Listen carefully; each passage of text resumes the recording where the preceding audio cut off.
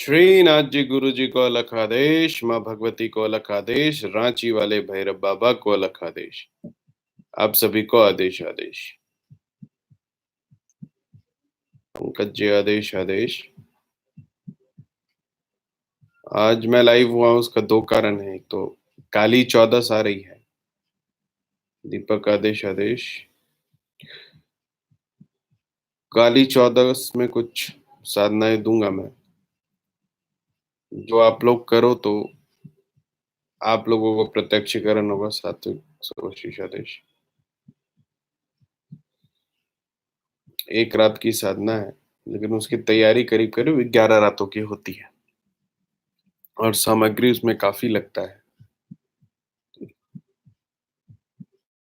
तो वो साधना आज आप लोगों को, उस साधना से आज आप लोगों को जोड़ूंगा। उसके अलावा इस रविवार लाइव नहीं हो पाया था, नवरात्र में काफी व्यस्त था, तो मैंने सोचा आज एक बार मुखातिब हो जाऊं आप लोगों से। प्रवीण आदेश आदेश, अभिषेक आदेश आदेश आदेश,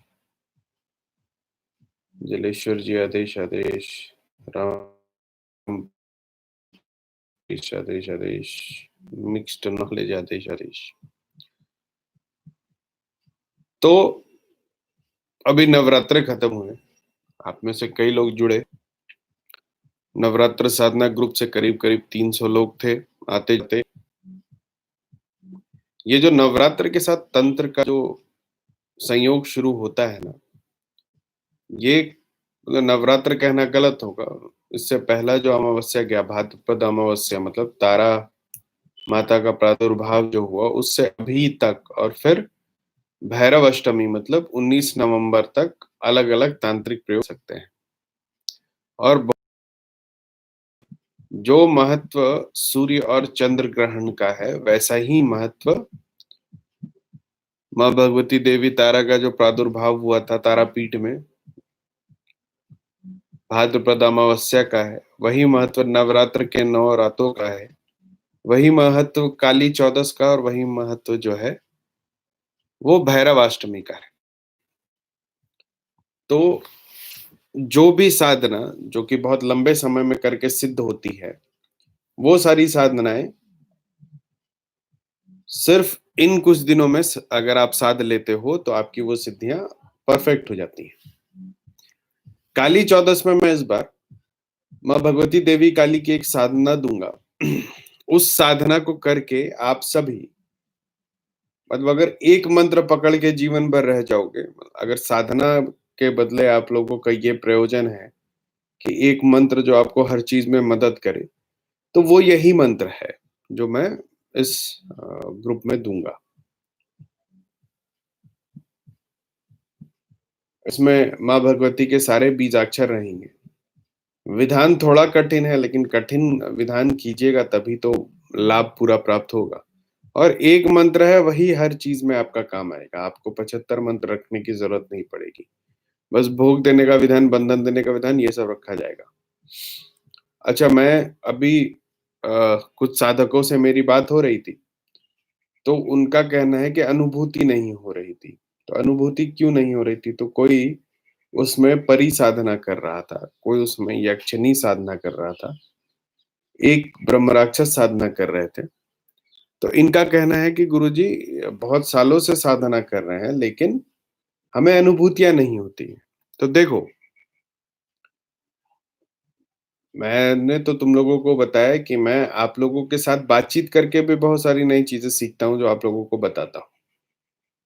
तो जब इन लोगों के विषय में मैंने जाना, तो मुझे पता चला कि ये लोग जो साधना करते हैं वो क्रमबद्ध तरीके से करते हैं। तो क्रमबद्ध तरीके से क्या लूपहोल होता है ये समझो। जब आप वीरों की साधना करते हैं, साधक की बात कर रहा हूँ, गृहस्थों की बात मैं नहीं कर रहा हूँ, साधकों की बात कर रहा हूँ, जो फ्रंट फुट पे आके तंत्र में खेल रहे हैं। जब आप वीर की साधना करते हैं, 52 वीर की साधना करते हैं, जब आप 64 जोगिनियों की साधना करते हैं, जब आप किसी भी निम्न स्तर के देवता का, बेताल, कूष्मांड, किसी का भी से अगर आप प्रत्यक्षीकरण साधना कर रहे हैं और उस समय आपने अगर घेरा डाल दिया, तो उस घेरे में ये भी आ जाते हैं।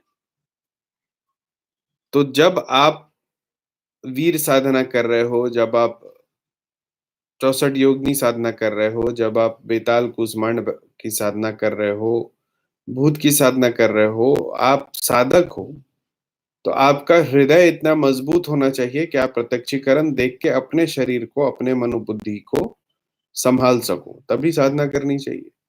आप अगर बंधन डाल दोगे तो आपके आस-पास घेरा है, उसमें वो शक्तियाँ प्रवेश नहीं कर सकती। तो जो ऐसे साधक हैं, जो कि